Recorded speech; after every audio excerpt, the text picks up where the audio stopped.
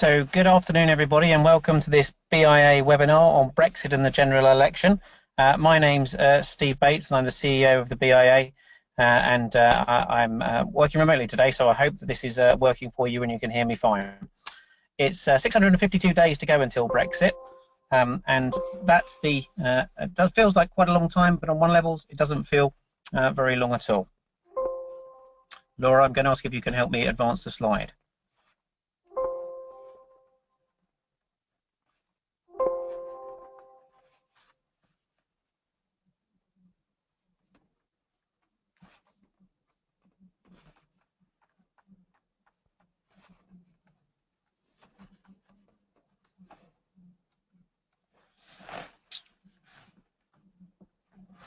So this is what I hope we can achieve today.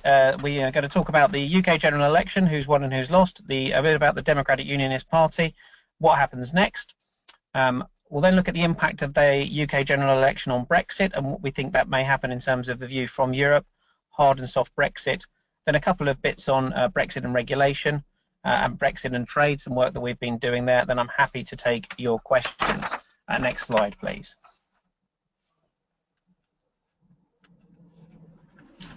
So, as many of you know, we've been working through these on a monthly basis in terms of giving an update. And if you want to look back at what happened in May, we obviously focused on the calling of the snap general election, what had gone on with the European Council's negotiating position, the EMA advice to companies, and some thoughts around the French election. That's available on YouTube if you want to catch up on what we did last time round. But moving forward, I'm going to start with the UK election result. And I know that this is familiar territory for those of you who are based in the UK, but probably seeing Mr. Buckethead standing next to the Prime Minister doing a dab would be, or Mr. Fishfinger standing behind the leader of one of the opposition parties, would give you an idea of the strange nature of UK politics. The result was a hung parliament. You can see the Conservatives were the largest party with 318 seats in Parliament, but they didn't get an overall majority, 326 seats they needed to win. So they are endeavouring to do a deal with the DUP, who have 10 seats, to give them an overall majority. Next slide, please. So what does a minority government in the UK mean? Well, traditionally, they've not really lasted very long. We have experience in the past of them lasting a year or two, so few people believe that it will last 5 years, although there is a Fixed Parliaments Act now in place which may make it easier for a minority government to survive. It means that they have very little opportunity to get contentious legislation through or make big decisions, and much of the action in UK politics will now centre on the House of Parliament itself, which means ministers' time and key officials will be focused very much on Parliament. And this also means that there is a government that is sensitive to public opinion because there is the chance of a general election at any time. I suppose, again, a peculiarity of the UK is that we have a dominant two-party system now back in place, with Conservatives on one side and Labour on the other, perhaps a bit more like Republican and Democrat in the States than the traditional European rainbow of different colours in the middle. And I think this is important because it means that if there is another election, it probably means that the options will be between the Conservatives and the Labour Party, and I think the implication is that what the opposition say is more important. However, some issues have come out as a result of this election. The Scottish National Party have done less well than they have previously, so perhaps this is seen as a vote for to not want to have another referendum on Scottish independence. There's lots of discussion about whether some of this is a vote around people wanting investment in public services and an end to austerity, and we'll see whether that's reflected in the programme of the government. What does the election mean for our sector? Well, I think the key thing is probably it means that there's a change in the Brexit weather. The potential for a clean, hard Brexit deal negotiated by a strong and stable Theresa May government has gone away, and there is lots of talk about a softening in the position. We're doing this in real time. This is happening this week, so who knows is also the position here. Again, if precedent is correct and minority government is unable to be stable for a long period of time, there is a reasonable chance of another election relatively soon, and perhaps it makes sense for us to have a look as a sector at what a Jeremy Corbyn-led Labour government might look like in case that were to happen in quite a speedy scenario. And therefore, I'd say perhaps unusually, it's worth looking at what the Labour manifesto says at the last election. It's what the Labour Party agreed around, and there's some fairly significant things for our sector in that manifesto. So keep an eye on where that's going, because that may be important in the period of time. Next slide, please. Obviously, at any election, you have winners and losers, and some notable faces that lost their seats last time round include Nicola Blackwood, the Health Minister and Oxford West MP, who lost by a slim margin to her Lib Dem opponent, Layla Moran. Ben Howlett, who was the chair of the All-Party Parliamentary Group on Rare Genetic and Undiagnosed Conditions. A couple of ministers, Ben Gummer and Jane Ellison, David Mowatt. Again, ministers losing their seats. Jane Ellison had been close to the sector with regard to the tax policies. And then Nick Clegg, the former Deputy Prime Minister, pictured here. Tanya Mathias, a member of the Science Committee, and some significant SNP figures, Alex Salmond, the former leader, and Angus Robertson, their SNP leader. So there's a changing of the guard, and we're engaging as a result of that. There were some winners. Daniel Zeitner, the Labour MP for Cambridge, who is well known to the BIA, increased his majority from 600 to nearly 13,000. So he has a far more stable position. Vicky Ford became the MP for Chelmsford. She's been an advocate of the life science sector at her time in the European Parliament. And Annalise Dodds became the Labour MP in the safe seat of Oxford East. She, again, has been an MEP and has an understanding of the life science sector. Vince Cable is back as the MP for Lib Dem MP for Twickenham. And Neil O'Brien, a backroom boy in the last government industrial strategy advisor, is now an MP for Harbour on the Conservative benches. So some new faces for us to engage with.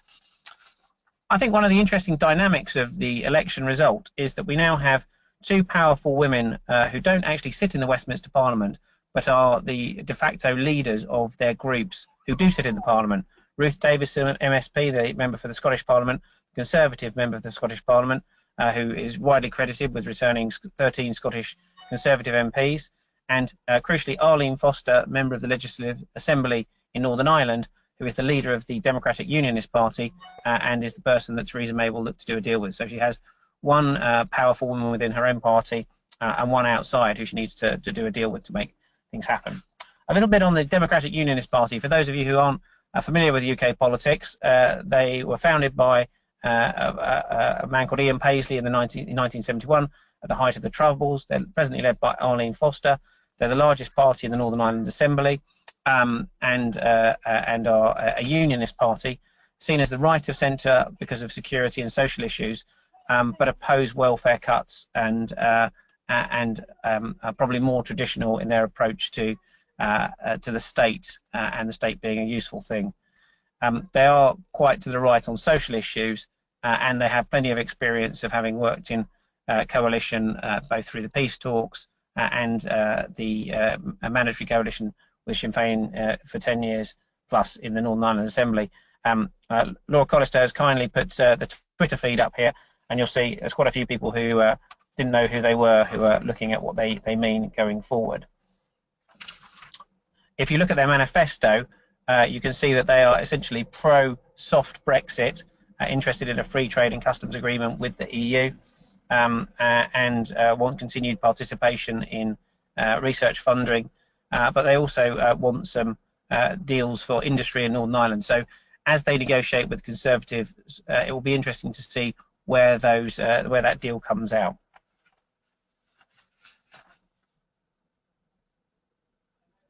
Next slide, please. The Labour opposition I've mentioned already. There was a lot of talk that Jeremy Corbyn would lose the election and then he'd be under pressure to quit.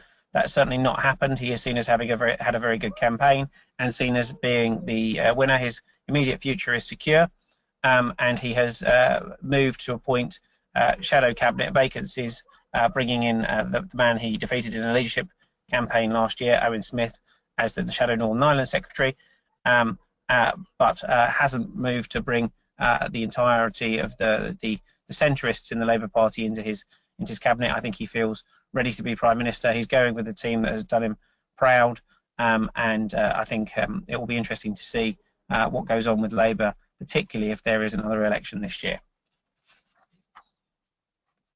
But I suppose the real action is with the next slide, which is the government going forward and the people that we will engage with as a community. And there's some important people now in the cabinet and ministers, many of whom are the same faces that we've seen before. So Liam Fox and Greg Hands in the Department of International Trade are people that we know and engage with. Likewise, there's stability at the Department for Business, Energy and Industrial Strategy. Greg Clark remains the Secretary of State. David Pryor is the Minister, and Joe Johnson remains the Minister for Science and Education. And in the Department of Health, Jeremy Hunt's back as the Secretary of State, and Lord O'Shaughnessy, the Minister with responsibility particularly for medicines regulation and the life science industry, comes back. So a fair degree of stability for us. The only change really is in the Department for Exiting the EU. David Jones, the junior minister that had engaged most with our agenda up to the election, is no longer in the government. We think he's been replaced. Well, he's been replaced by Steve Baker. We're unsure of exactly the responsibilities in that department yet. But it's interesting to see Steve Baker's tweets in the last couple of days as he became a minister, looking at his debate around hard or soft Brexit. And you can see here he suggesting the softer exit consistent with leaving and controlling laws, money, border and trade. Interesting developments from a man who's hitherto been seen as very much on the Brexit side of the House. We put out a statement following the election, remain committed to working closely with the new government on the third global cluster for life sciences, highlighting the fact that pretty much all of the main parties had support for innovative businesses in their manifesto, and the pressing desire to make sure that we got the issues associated with Brexit right. So we made sure that our position was there. What's next? We're expecting the Queen's speech. It's just been moved from Monday to Wednesday next week. Who knows what will be in it? It will be the result of the discussions between the DUP and the Conservative Party. It's the proposition that the government put that they would plan to do in the Parliament to Parliament, see if they can carry support. Who knows what will be in it? And then who knows what will happen as a result of that. If they get the Queen's speech through, I think the planning of government is very much as it was for our sector prior to the election, to do a life science industrial strategy, perhaps respond to the accelerated access review very speedily before recess, and then perhaps do a life science sector deal post the party conference season. But I'd put lots of caveats on this, lots of questions as to what happens there.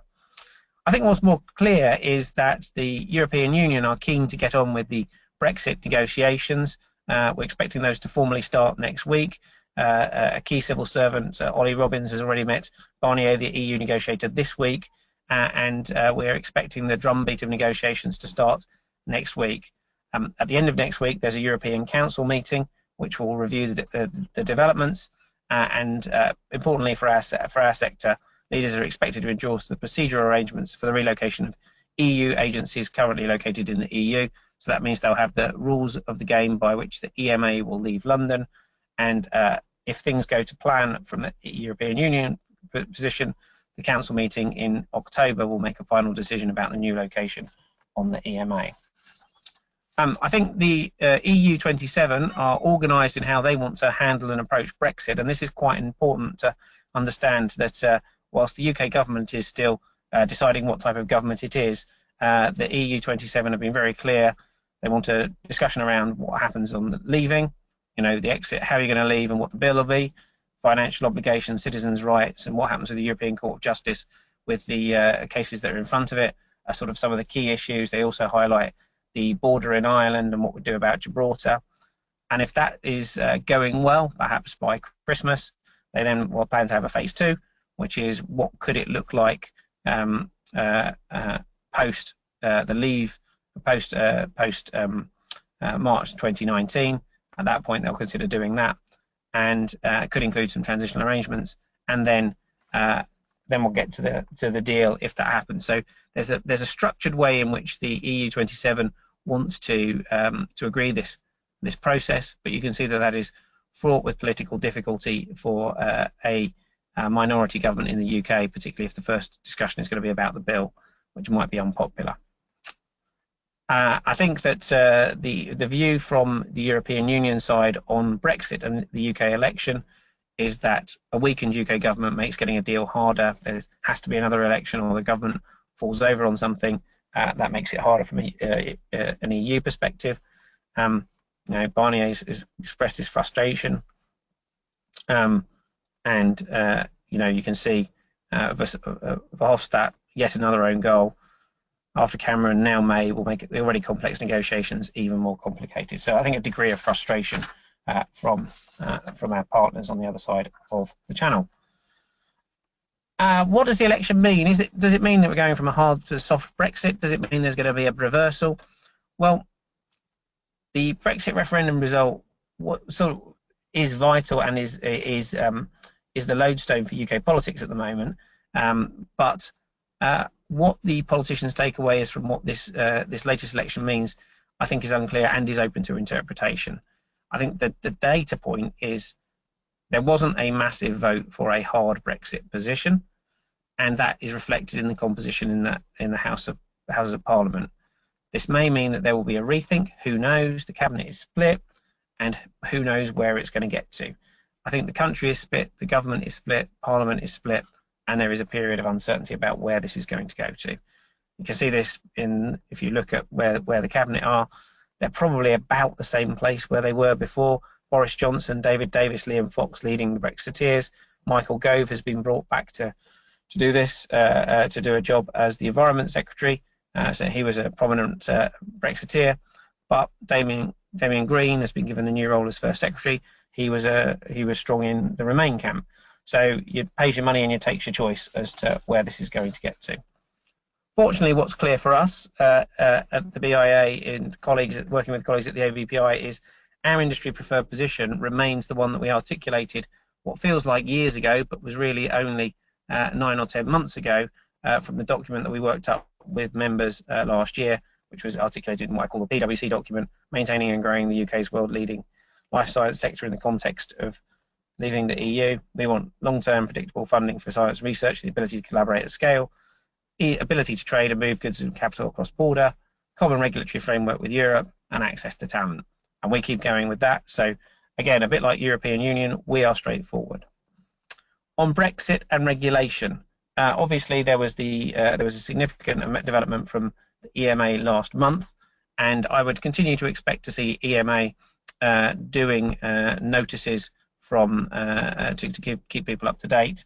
But I think the other things that are coming from them, I think we have got the countries lobbying for where the EMA is going to go, and that will continue to happen, I think, through next week's European Council, and then the beauty parade will be intense really from June till the October decision point. We're continuing to have collaborative meetings at expert level with the UK government from an industry perspective. There's another one looking at the details of clinical trials this week, which is very helpful. And I would be unsurprised to see some significant announcement from the UK government in our sector, in our area around medicines regulation in the not too distant future.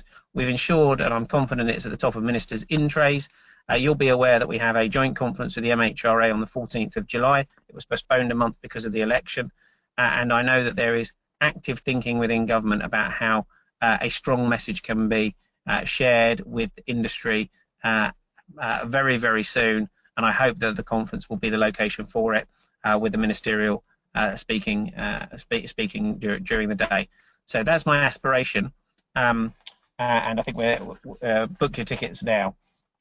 We went through the EMA guidance to marketing authorization holders last time round from their work in April. Just to remind you, I'm not surprised to see the EMA issuing guidance on this, but I think that some of this is about positioning for negotiation.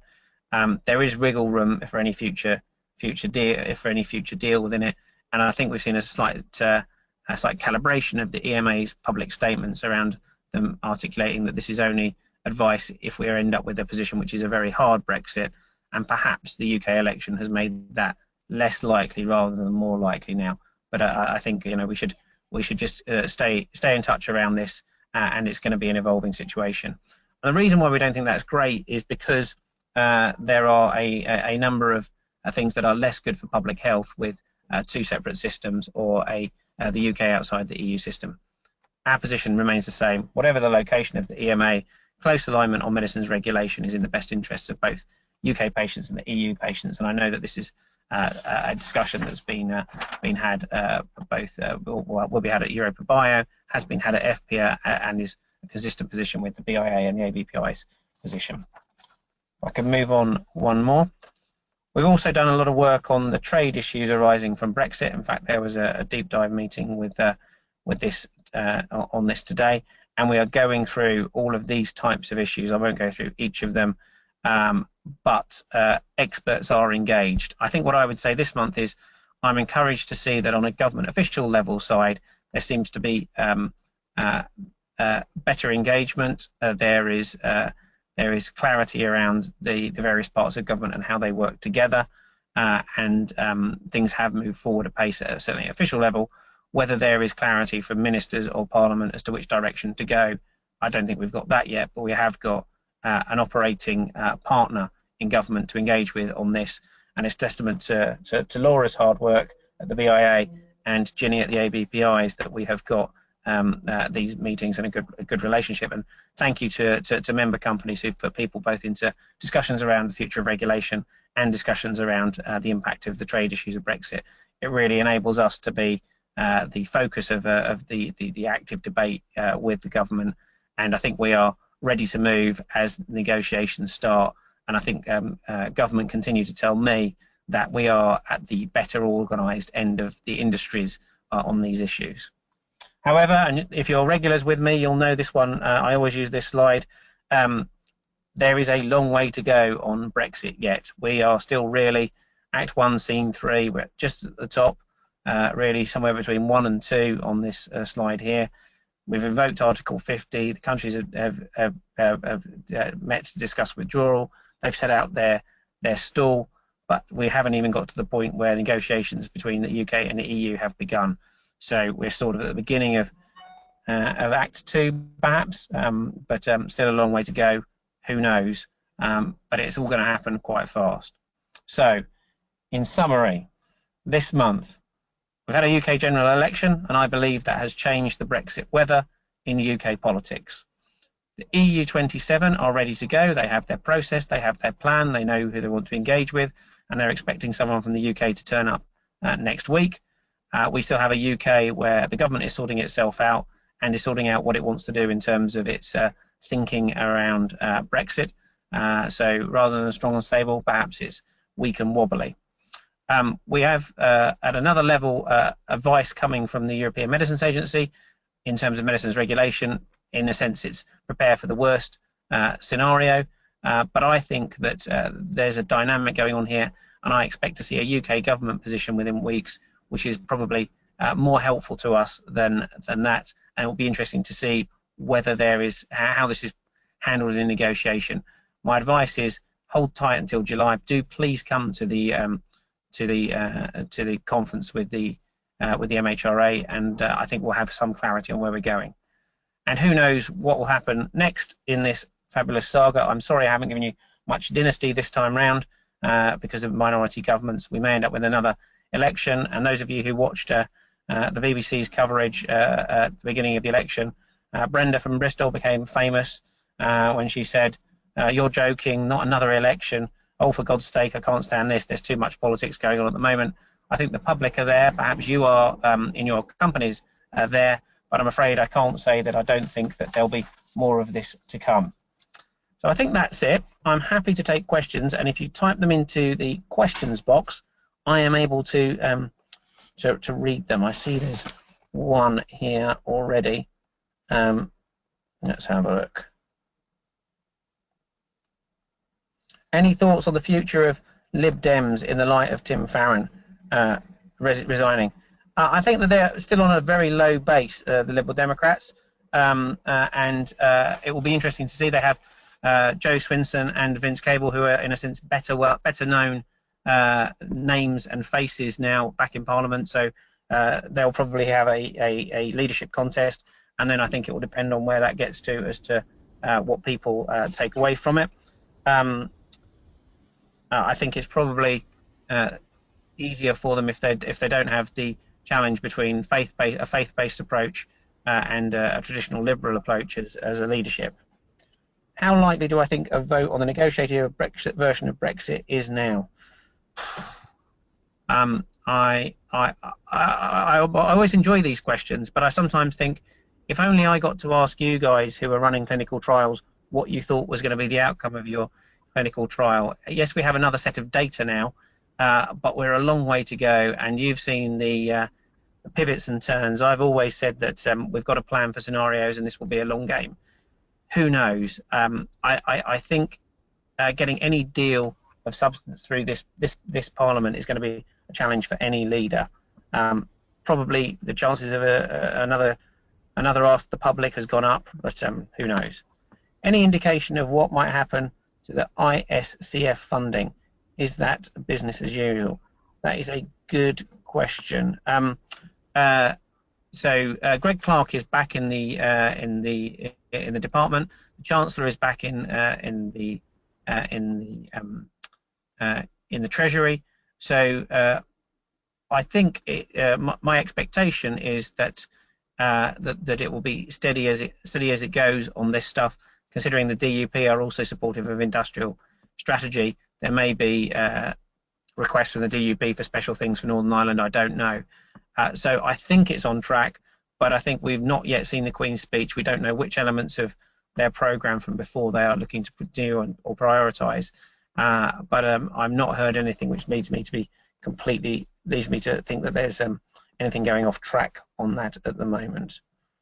How is UK manufacturing large pharma planning for this? How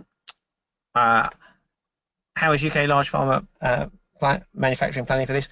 I'm glad to say that we've had good engagement with companies of all sizes, including the large players with their significant manufacturing capability in the UK, in the discussions that we've had with government around trade, in the discussions we've had around people, in the discussions we've had about regulation.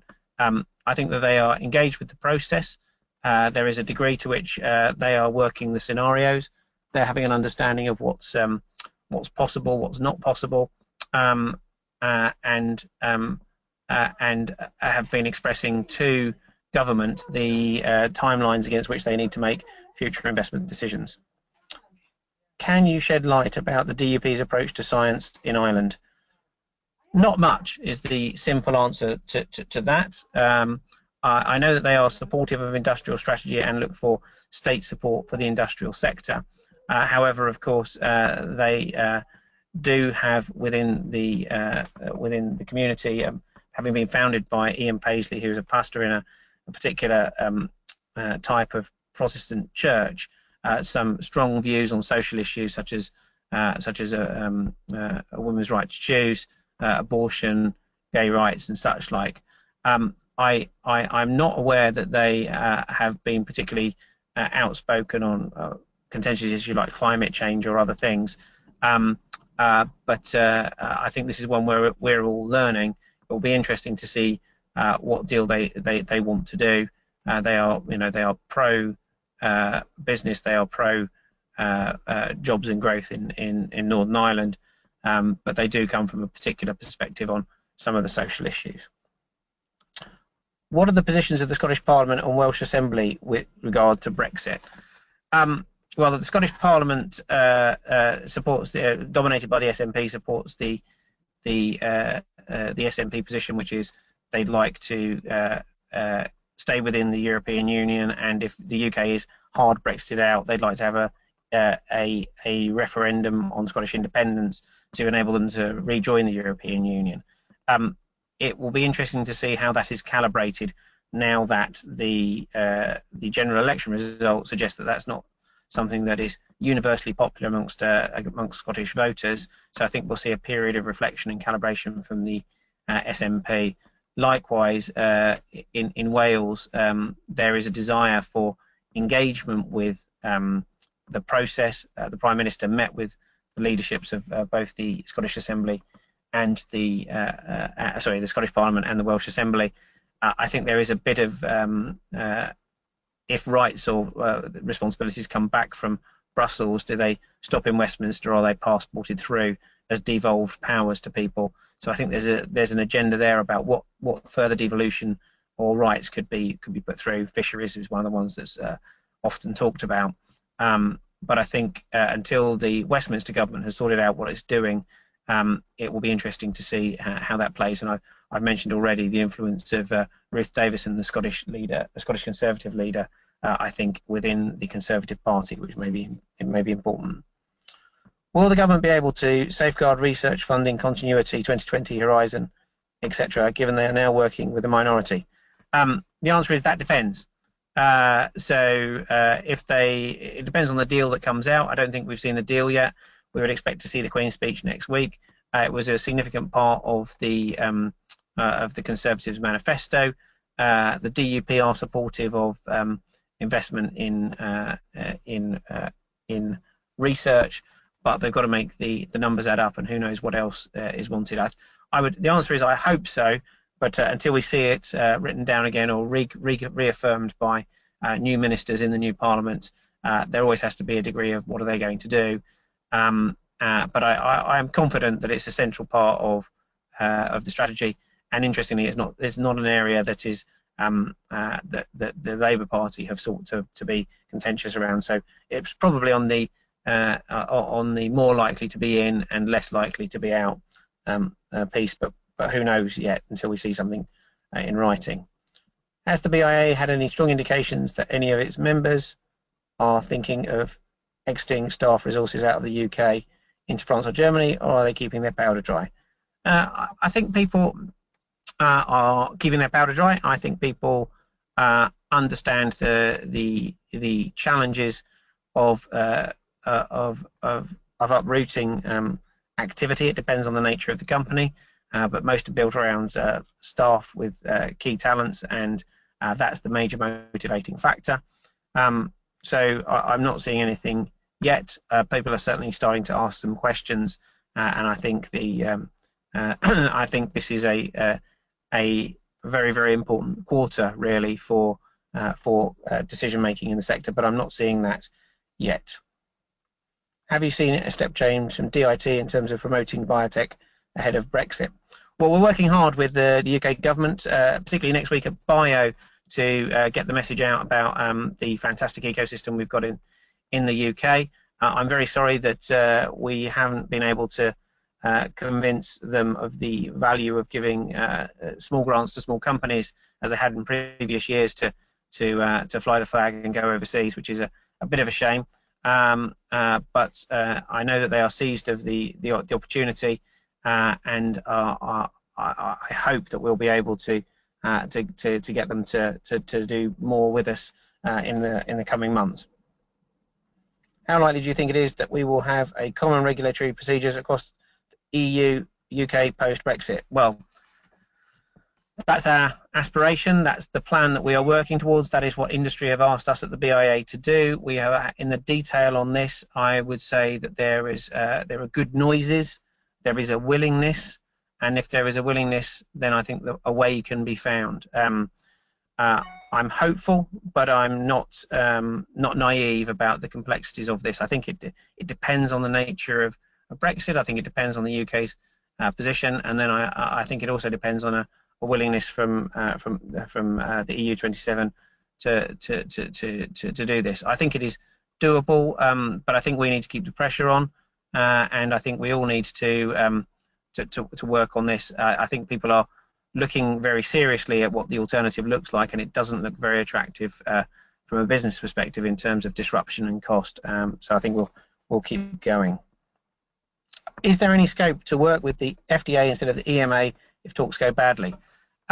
Obviously, there are a number of formats in medicines regulation where there is international harmonisation of work. I know that next week, as well as Bio, there's DIA, and I know that the MHRA, in their chairing role for the international group that brings regulators from the world together, are looking to do those things, streamline them and such like. We're certainly looking at the possibility and the scenarios of what would happen if the UK was not aligned with the EMA. I think whether it would be mutual recognition or whether it would be accepting what the FDA did. I think it's unlikely that the FDA would accept very much of what the MHRA would do. Those options are on the table, and it could be one scenario. There are significant challenges with doing that in terms of how supply chains are established at present and various other things, which means it's not a top option, but it's certainly on the table in the range of scenarios. What type of position do you expect in terms of UK's relationship with the EMA? How will this be announced? Is it in relation to the development of the life science industrial strategy? Again, I'm hopeful that the UK government has done some serious thinking about this in the brief time it's been back. I'm hopeful we'll see that soon. I would hope that by the time we're doing another one of these in a month's time, we would have something on the record from the UK government. I can't guarantee that, but I'm getting indications that that's the direction of travel. The question then is, can that be put together as part of a negotiated deal with the European Union? That's obviously the best interest in what industry have asked me to look to do. We're working hard on it. Do I have it in hand today? No, I don't. But are we going to keep doing it? I don't think it will be part of the life science industrial strategy. I think it will probably be kept separate from that, and they will be seen in a different process.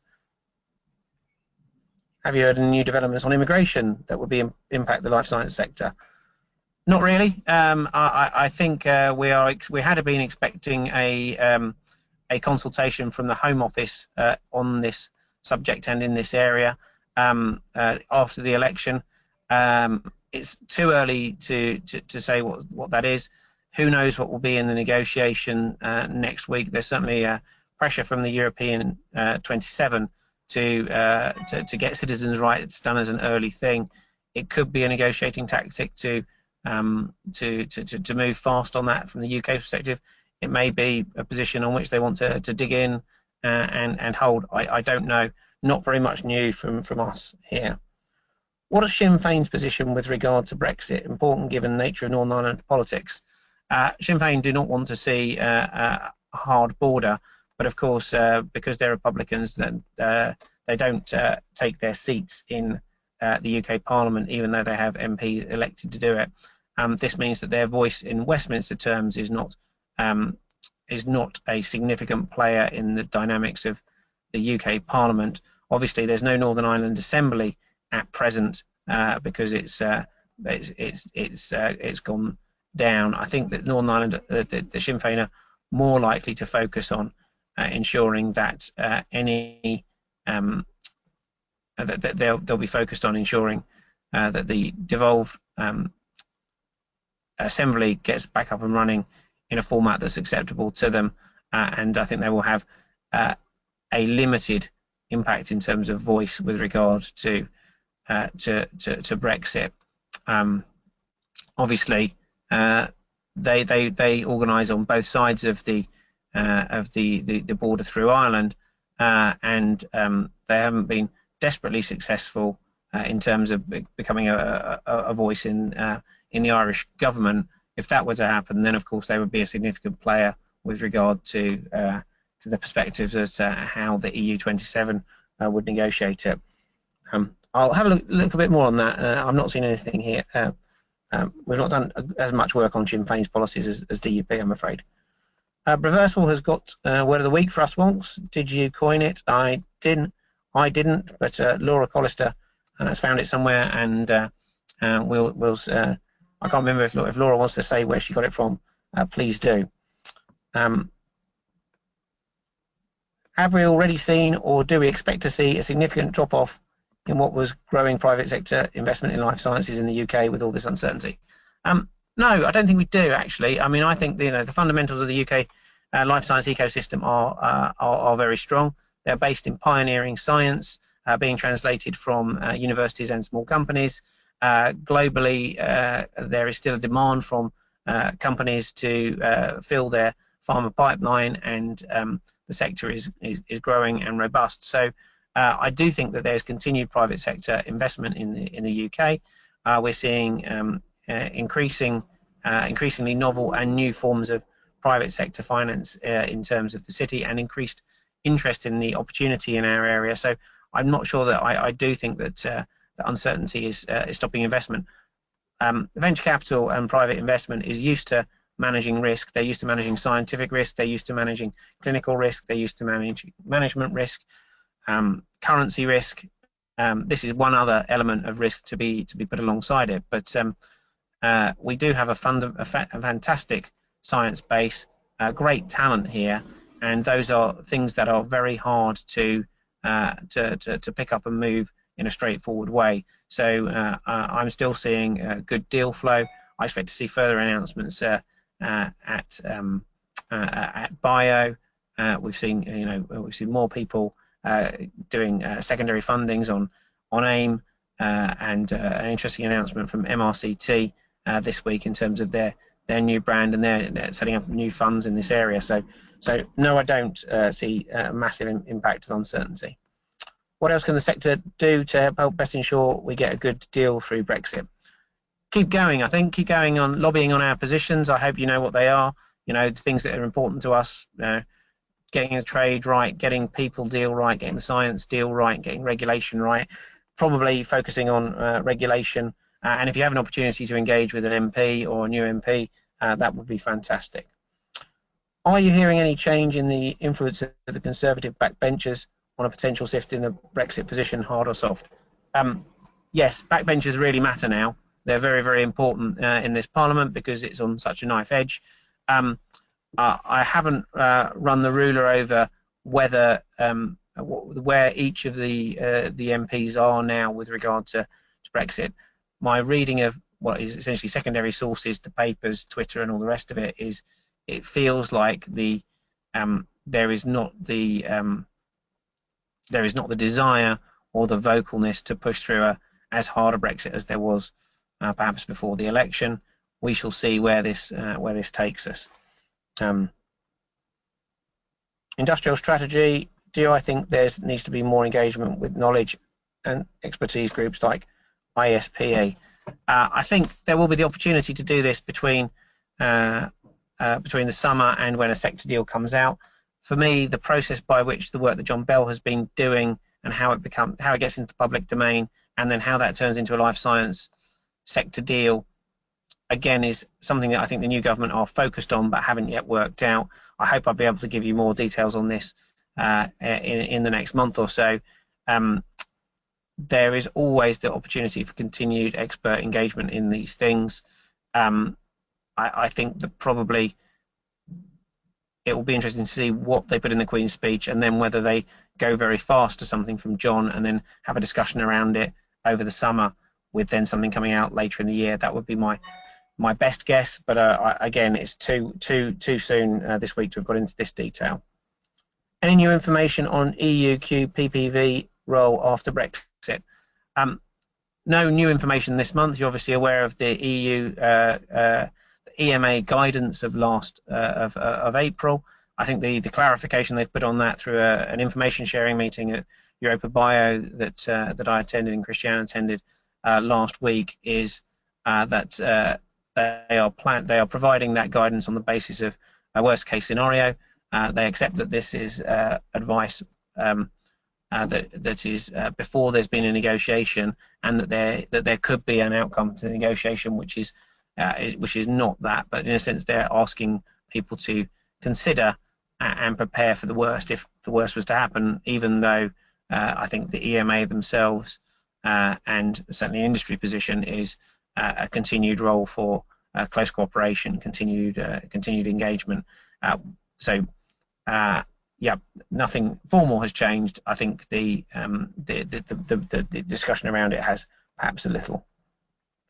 I think I've got to the end of the questions. I'm conscious it's 4:45 UK time. I've kept you here for 45 minutes with not a single mention of dynasty. For those who know that I like to compare Brexit process, there's been no Eurovision, so I'm sorry it's all been a bit formal this week for those of you who like their light and shade. But it has been packed, and I hope you can see that we're giving you our best analysis that we can at the speed that we can in what is a fast-moving, fluid situation. I hope you can look forward to joining us next time around. We do have some upcoming events which you may wish to join us at. I've talked about the MHRA BIA conference on July the 14th. many BIA CEOs will be engaged with some of our key stakeholders at the BIA Parliament Day on July the 6th. And if you want to get the latest, a good way to do that, not just from me, but from others who will be engaging with key stakeholders, whether that be MHRA, whether that be ministers, whether that be parliamentarians, will come to the summer networking reception on the Thames on the 6th of July. I'll update again on this format on the 19th of July, and you may wish to put in your diary some of the other events which undoubtedly will focus around this area. I think October the 12th, the Bioscience Forum will be a good place where we'll be able to give a good set of what's gone on and where things have got to. And if you're not members, do please consider contacting Jane Wall if you find us of use, if you think we're doing the right thing for the sector, if you want to find out more or get engaged more or help us with advocacy. We also connect expert communities together, and if you're in a small company, have a great purchasing scheme, business solutions to save you money. Jane would be keen to be in touch. Unless there's anything else, I'd like to thank you for joining us. This webinar will be available on YouTube. Danielle will make sure that it's up in the next couple of days. I'll be heading to Bio. I'd mark your card for David Cameron's keynote speech on Tuesday morning, and I hope you found this useful. We'll be ready to do this again in the middle of July, where I hope things will have got a little clearer. We'll have the first round of the negotiations and perhaps an understanding of what the UK government's actually up for. So with that, many thanks, and I hope you found it useful.